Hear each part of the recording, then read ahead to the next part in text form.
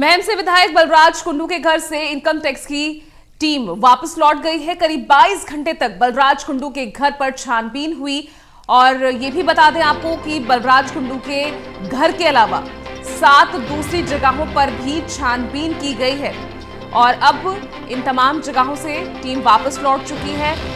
कुंडू के भाइयों, बहन, भांजी और रिश्तेदारों के यहां पर भी छानबीन हो रही थी। आईटी टीम ने कुंडू के ऑफिस से कंप्यूटर से डेटा लिया है, ये सूत्रों के हवाले से फिलहाल खबर मिल रही है, और साथ ही किसानों के डोनेशन से जुड़े कागजात भी जब्त किए हैं। देवेंद्र शर्मा जुड़ गए हैं ज्यादा जानकारी के साथ। देवेंद्र, 22 घंटे की पूछताछ, क्या क्या हाथ लगा टीम के?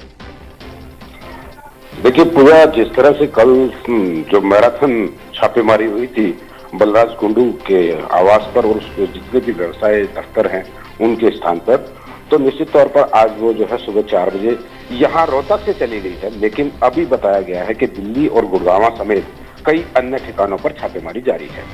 एक बात मैं साफ करना चाहूंगा पूजा, यहाँ जिस तरह से कहा जा रहा था कि किसानों से जुड़ा मामला है या फिर बलराज कुंडू को टारगेट किया जा रहा है, रात में जब हम उनके आवास के बाहर थे तो जब एक अधिकारी बाहर आए तो बातों बातों में हमने उनसे पूछा कि मामला आखिर क्या है, तो उन्होंने इंडिकेट किया कि ये करोड़ों रुपए का कहीं न कहीं गोलमाल बताया। उन्होंने करोड़ों रुपए का जो कोई एंट्री है उसके बारे में उन्होंने इशारा किया, लेकिन उन्होंने पुख्ता जानकारी हमें नहीं दी। लेकिन फिर भी कहा गया है कि कहीं न कहीं जो है ये जो मामला है ये विधायक बलराज कुंडू पर टारगेट नहीं था, लेकिन जो केसीसी बिल्डकॉन कंपनी के मालिक हैं बलराज कुंडू, ये उनके ऊपर छापेमारी थी जो उनके व्यवसाय से रिलेटेड है। ये इनका कंस्ट्रक्शन का व्यवसाय है और उसमें कहीं न कहीं इनकम टैक्स को संदेह था, उसी को लेकर इतनी बड़ी ये छापेमारी हुई है। साथ साथ ये भी बता दें कि जिस तरह से इनके कंप्यूटर थे उसमें से डाटा लिया है।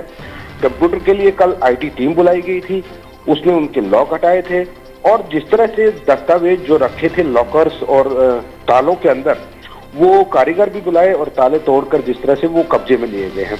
बहरहाल इनकम टैक्स के हाथ में बहुत महत्वपूर्ण दस्तावेज लगे हैं जो अपने यहाँ से वो साथ ले गई है। पूजा तो देवेंद्र, इस बीच बलराज कुंडू कहाँ है, उनसे बातचीत हो पाई, संपर्क करने की कोशिश की?